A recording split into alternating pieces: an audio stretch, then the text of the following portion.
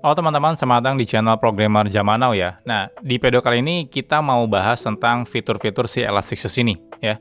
Jadi banyak banget kalau misalnya kalian perhatiin itu di website-website yang besar ya, itu banyak banget yang pakai Elasticsearch buat pencariannya.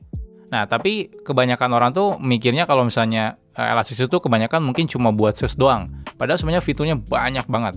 Nah, di video kali ini kita bahas nih, kira-kira apa aja sih fitur si Elasticsearch. Nanti kita juga lihat ya contoh-contoh kasus dari fitur itu tuh kegunaannya buat apa. Yuk kita bahas.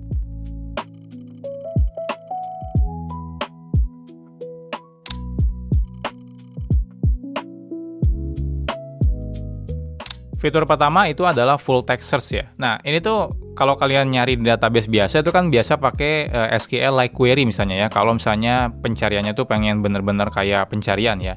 Nah, cuma problemnya adalah kalau misalnya pakai SQL-like itu kan dia scan satu-satu ya. Jadi dia dari data pertama dan sampai data terakhir itu scan satu-satu gitu. Itu jadi otomatis bakal lambat banget. Nah, selain itu juga kadang-kadang kalau misalnya database pakai SQL-like itu dia nggak ngerti konteks ya. Jadi ya pokoknya kalau teman-teman misalnya nyarinya itu dia nggak bisa ada konteksnya. Contoh kayak gini deh. Misalnya kita mau nyari sepatu lari Nike misalnya ya. Nah, itu kan pasti nggak akan nemu ya kalau misalnya datanya itu ternyata dia ditulisnya tuh bukan seperti itu. Misal Nike running shoes. Nah, itu kan otomatis nggak ngerti ya karena bahasanya beda. Nah, kalau Elasticsearch itu bisa ada semacam seperti itunya ya. Jadi Elasticsearch itu bisa ngerti kata yang related ya. Nanti dia akan ngasih skor relevansi. Misalnya kalau kita nyarinya sepatu, dia otomatis oh ini relasinya berdekatan dengan shoes misalnya. Jadi nanti akan ada relevansinya. Nah, itu tuh banyak banget dipakai di e-commerce. Jadi kalau kalian misalnya nyari di e-commerce misalnya pakai kata sepatu, mungkin yang keluarnya adalah shoes seperti itu. Nah, jadi itu salah satu fitur full text search yang Elasticsearch punya.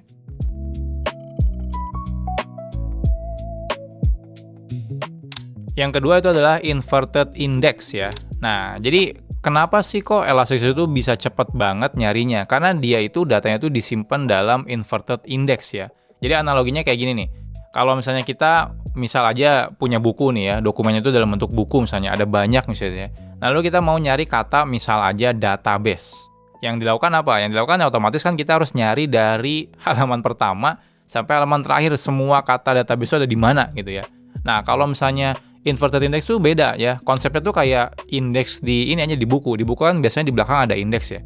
Nah, itu kita lihat di bagian indeks, nanti contohnya oh ada kata database, dikasih tahu oh database itu ada di halaman misalnya 30, 40, 100 dan sebagainya.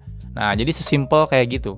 Nah, jadi tiap kata yang kita masukkan ke Elasticsearch itu otomatis di indeks ya. Jadi otomatis nanti kalaupun datanya ada miliaran misalnya ya, itu bisa dalam waktu milidetik langsung dapat datanya. Jadi bayangin kalau pakai like query kita harus scan dari awal sampai akhir.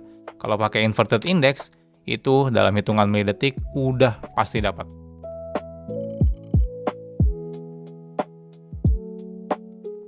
Nah, selanjutnya adalah fuzzy search ya.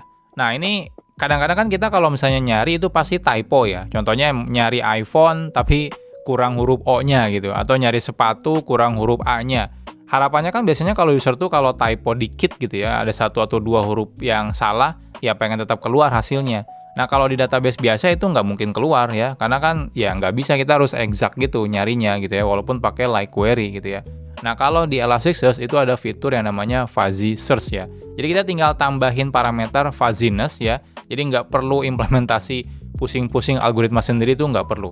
Jadi tinggal tambahin parameter fuzziness, otomatis bisa langsung dapat kata walaupun katanya itu typo. Nah, ini otomatis impact-nya tuh gede banget buat user experience. Jadi orang tuh salah ngetik pun ya, typo masih tetap bisa hasil pencariannya keluar.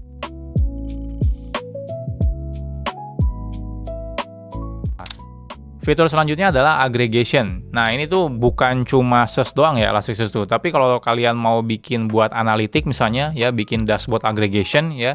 Jadi mirip kayak contohnya kita mau query pakai group by ya, tapi lebih powerful misalnya ya, dan pasti lebih cepat kalau pakai si Elasticsearch itu.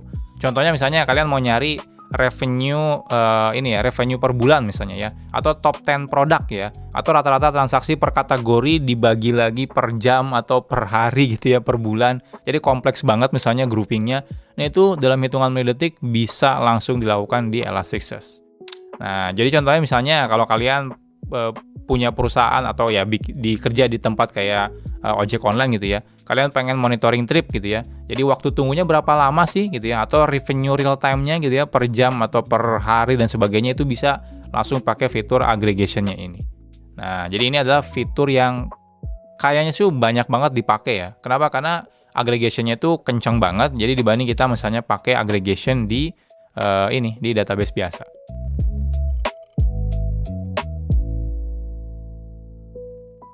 Nah, selanjutnya itu ada ELK Stack ya, atau Elasticsearch Logstash Kibana. Nah, ini banyak banget yang pakai teknologi ini buat bikin centralized logging. Nah, jadi kalau misalnya kalian mau, jadi orang mikirnya kalau Elasticsearch itu cuma buat search ya, tapi ternyata dia juga kadang dipakai buat logging management. Jadi kalau misalnya ya, kalian punya server banyak, misalnya 50, lognya tuh nyebar di mana-mana, kalau misalnya kalian mau nyari problem lognya gitu ya, kita harus SSH satu-satu ke servernya, dan itu kan ribet ya. Nah, kalau kita sentralin di ELK Stack misalnya, nah kita bisa lihat dengan gampang kalau ternyata ada masalah. Jadi ini mungkin di luar dari ini ya, fitur utamanya untuk pencarian ya. Jadi ini untuk log management. Jadi banyak banget perusahaan-perusahaan di sana itu yang pakai ELK ya, Elasticsearch Logstash Kibana, itu untuk logging manajemennya.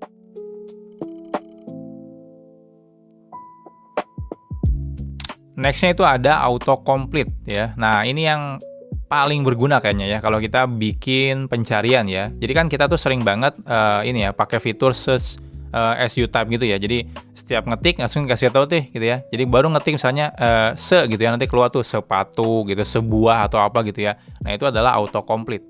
Nah, di Elasticsearch itu ada fitur bawaannya ya. Jadi ada completion suggestor-nya. Jadi kalau teman-teman nyari ya, ketik misalnya kata apa, nanti pengen dikasih rekomendasi kira-kira kata apa gitu ya yang bisa dicari, nah itu bisa pakai Elasticsearch ya.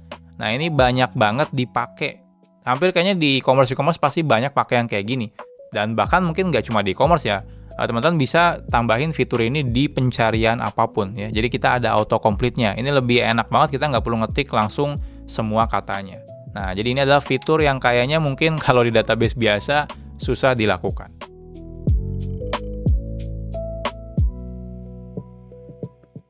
Fitur terakhir yang mau saya bahas adalah GeoSearch ya. Jadi si Elasticsearch itu bisa juga menyimpan data geolocation. Jadi dengan kita nyimpan data geolocation di dalam Elasticsearch itu enak tuh. Kita mau nanti query berdasarkan jarak misalnya ya. Saya mau nyari dari posisi ini, kita pengen cari dokumen yang jaraknya misalnya 1 km atau 2 km gitu ya. Atau bahkan bisa nyarinya itu pakai area. Jadi nggak harus jarak gitu ya. Jadi pakai area itu kayak contohnya misalnya kotak gitu ya di dalam petanya, atau bahkan titik-titik koordinat kayak gitu ya. Contohnya saya mau nyari siapa sih orang yang berada di area misalnya Jakarta. Nah, itu bisa juga. Nah, ini cocok banget kalau kalian misalnya kerja di perusahaan-perusahaan yang berhubungan dengan geolocation. Misalnya mau nyari restoran radius 2 km gitu ya. Kalau kalian bikin aplikasi yang ini ya, yang restoran gitu ya.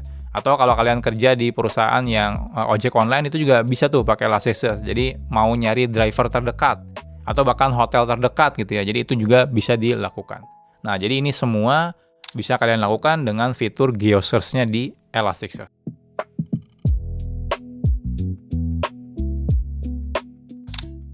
Nah, jadi itu ya, Elasticsearch itu jadi nggak cuma buat search engine biasa aja, jadi banyak banget fitur-fiturnya. Dan kalau kalian pakai Elasticsearch sih, saran saya, kalian coba ekspor ya semua fitur Elasticsearch, karena banyak banget fiturnya. Nah, kalau kalian misalnya mau belajar Elasticsearch, itu kalian bisa cek di playlistnya Programmer Zaman Now ya, di sana ada belajar Elasticsearch. Jadi kalian bisa juga belajar Elasticsearch di sana. Oke, mungkin itu aja ya teman-teman video kali ini. Kita ketemu lagi di video selanjutnya. Salam Programmer Zaman Now. Bye-bye.